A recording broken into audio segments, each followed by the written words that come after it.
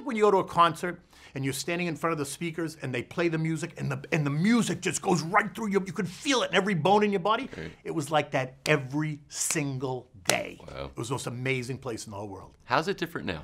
Well, it's very automated.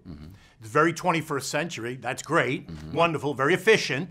But the people are all gone, right? Because the automation, that's what automation does. I mean, who's kidding who? So you don't have that craziness going on in the floor exchange anymore? There's no craziness going on. And it's not, I don't mean that to be in a bad way, because it's very modern, it's very 21st century, it's very efficient. It is still the New York Stock Exchange. It is still at the very core of capitalism.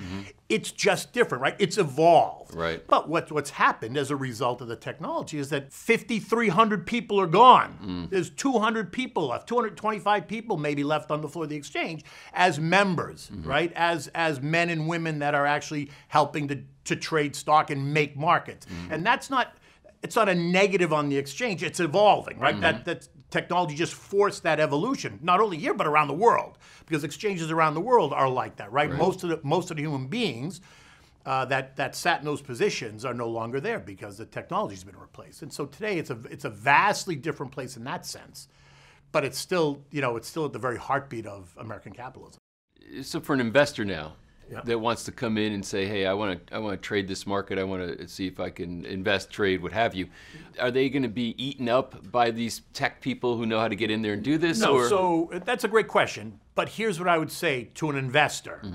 Because there's a difference between an investor and a trader, right? An investor, you have a much different time horizon on your hand, you have a much different plan, right? You're investing for something in the future, whether it's your retirement 30 years out, whether it's for some wedding, whether it's to buy a house, but you're investing for a longer period of time. And so what that person needs to do is eliminate that noise. They can't pay attention to the daily machinations of what the trader wants to do, or what the algorithms are doing. They have to say, look, here's my goal, here's how I have to do it. I like Coca-Cola, and I like GE, and I like IBM, and I like Intel and Apple, and whatever they like. And then they put the plan together. And then they methodically follow that plan. Whether the market's up or down, they methodically follow it. Now look, if you want to allocate $1,000 a month, okay, and the market's on 1 month, Apple's trading at a high. Okay, so you're going to take the $1,000, you're going to buy $1,000 worth of Apple.